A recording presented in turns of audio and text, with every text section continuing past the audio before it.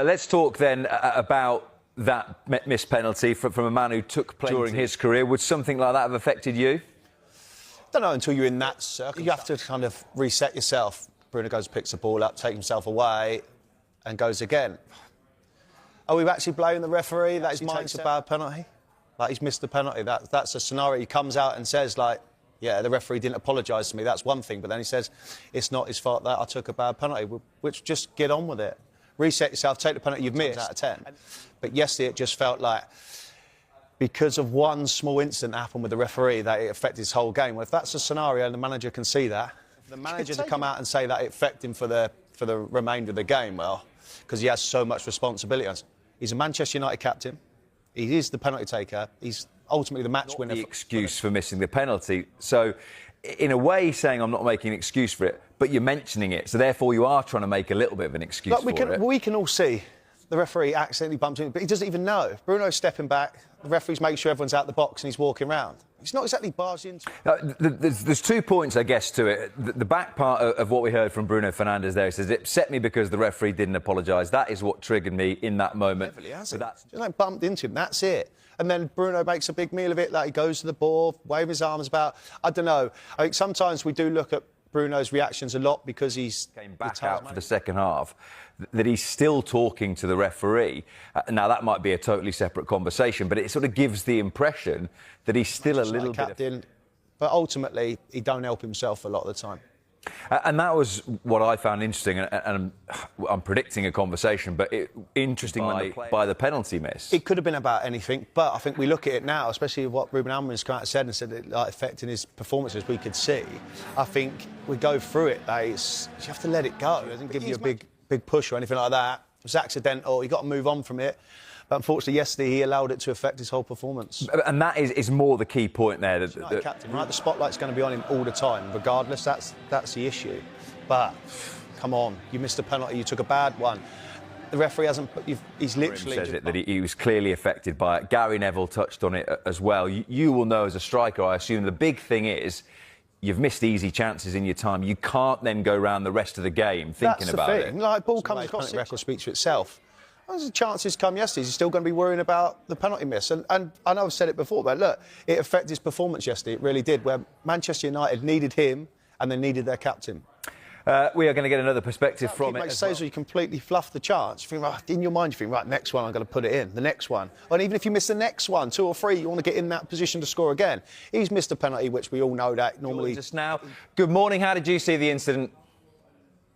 Morning, fellas. Hope you're both doing well. Yeah, like most Manchester United fans, I think Charlie pretty much summed it up there. Get on with the game.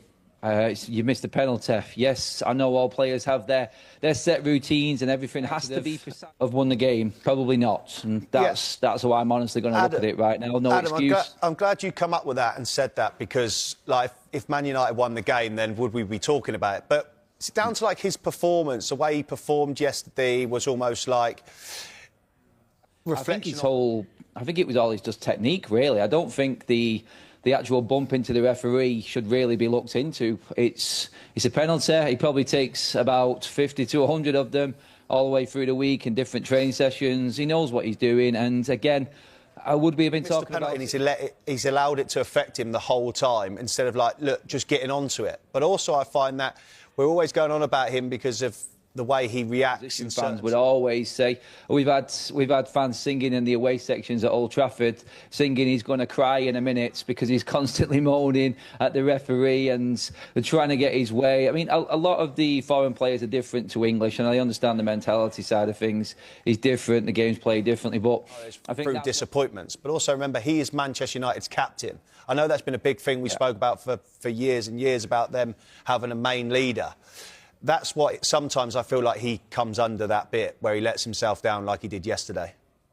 Yeah, the petulant side of things, I think, is what you're alluding to there, Charlie, because the fans, can we rebuild a whole new midfield? I will tell you this right now, most Manchester United fans looking at Ruben's system and trying to shoehorn Bruno into a number 8 role is clearly not working. A lot of fans picked up on Smith Rowe and Iwobi's interview with Sky yesterday, explaining how they found it easy to get through Manchester United's midfield. if the opposition can see it, under more scrutiny as well, because he is like that, actually, with every single decision on the pitch. Everything has to be bang on. And it could be just a little incident on the pitch and he's straight at the referees. And that's United's captain. And when you're not performing well, when you're not winning, when Bruno's not scoring goals and he's had the poor season that he's had to the start of the season, all the scrutiny then turns to the negative side of his game. And it's easy when United and the whole walk back, certain amount of steps and things like that. But you just do it again. Get on with the game, take the penalty, score. Bruno blazing one over, I think was kind of strange for us anyway, because he usually just slots them in nice and low. So to go for the top, for instance, off the pitch, it's the ownership, then it's the manager, then you go to the captain on the pitch when things are going wrong, and Bruno is there, and he doesn't help himself, like you said, Charlie, with the way he naturally is in every single game. I guess the defence, the counter-argument would be, imagine where Manchester United would have been last season without Bruno Fernandes in particular. Manchester United. But I think now, I think they need to cash in on him. Adam? Yeah, that Saudi link has been there throughout the summer. We've had, I think, 3 different Saudi clubs come in now. One from the start of the window, £100 million to the team. Let's bring in another point of view on Bruno Fernandes and his future. We have been asking for your voice notes. We've had the one this morning from Manchester United fan John. This is what he's had to say about how he sees Bruno Fernandes' role at United moving forward. Bruno has been good for us for the see it, time.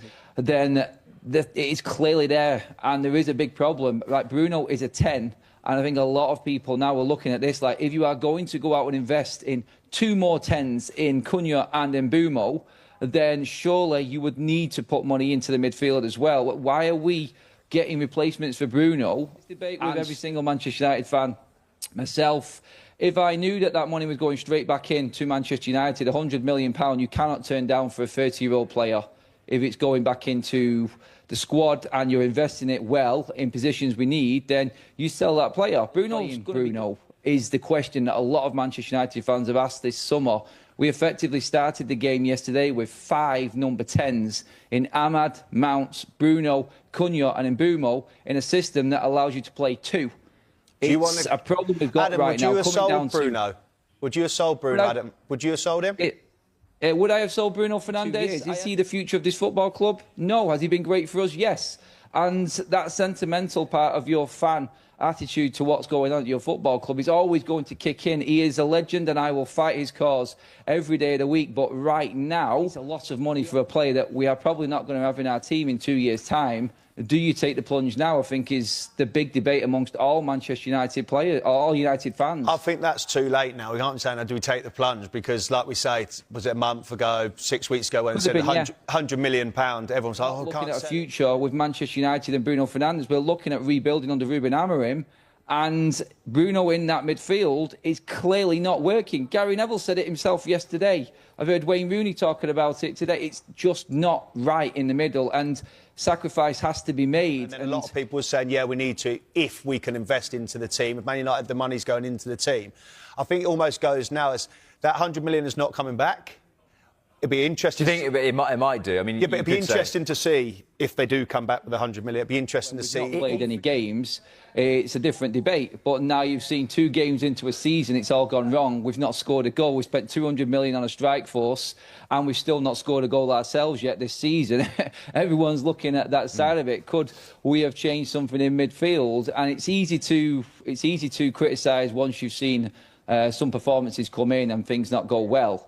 But this was a completely different argument earlier on. Does he not feel like the sort of player that particularly the Saudi Pro League clubs will always have a look at? Maybe not for £100 million, but still a high price. But also now, on the flip side of that, are we saying he comes under the scrutiny because he's the captain? So we talk about how his actions are on the pitch, but because he's actually the only one that can bring the money in that can help rebuild Man United. Yeah. So if he goes, they can rebuild. They haven't got anybody else, really.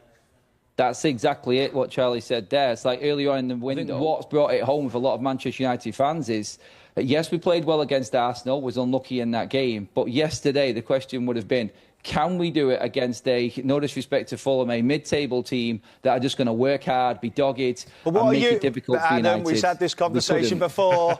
Adam, we had this conversation before. What's Man United? United don't get into Europe, then United don't survive. The whole business model of the football club is based around Manchester United competing at the highest level. If you're not there, what do you have to do next? What happens next? Adam, just another thing on what Man United are. There has always been a very proud history of having academy graduates in and around the squad for a long time.